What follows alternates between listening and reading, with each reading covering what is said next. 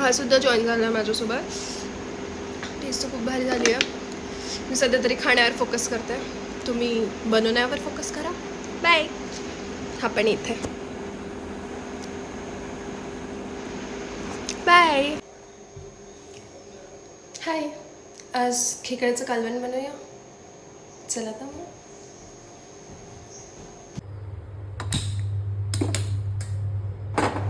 सगळ्यात पहिले आपण कांदा, मिरच्या 4-5 मिरच्या घेतल्या मी. अख्खा कांदा, आलं आणि लसूण चांगलं गॅसवर चांगलं भाजून, आणि खोबरंसुद्धा मी रेकमेंड करेल की खोबरं किसून घ्या. कारण सांगते, कारण की पेस्ट करताना ते बारीक नाही होणार नंतर, म्हणून किसून घेतलेलं बरं. आणि मग यांची छान पेस्ट करा. आणि कढई घ्या. कढईत तेल टाका. मी ऑलमोस्ट 3 मोठे चमचे तेल टाकलं होतं, तर तुम्ही तेवढंच घ्या. आणि खडे मसाले, कांदा आणि वाटण हे टाकून घ्या. चांगलं शिजू द्या वाटणला, कच्चं वाटण नका ठेव.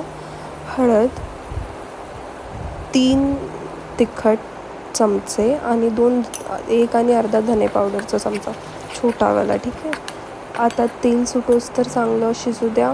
आणि मग टमाटे घाला वरतून, बारीक चॉप केलेले फाईन टमाटे. आणि मग हे खेकड्याचे पायाला मिक्सरमध्ये फिरून त्याचं पाणी आहे. आणि मग हे खेकडा मी क्लीन करून घेतलेला आहे, एकदम क्लीन. ओके, काहीच घाण नाही ठेवलेली मी. आणि मोस्टली अर्धा तास मी शिजू दिलं होतं, त्याच्यानंतरच खेकडे शिजले होते चांगले. आणि शिजल्यानंतर जो त्याला तो वास, oh my God, jam tasty झालेला. वास इतका छान येत होता. मीठ मी 2 चमचे टाकलं. आणि कोथिंबीर घालून सर्व करा. तुम्हाला आवडली असेल तर नक्की बनवून खा.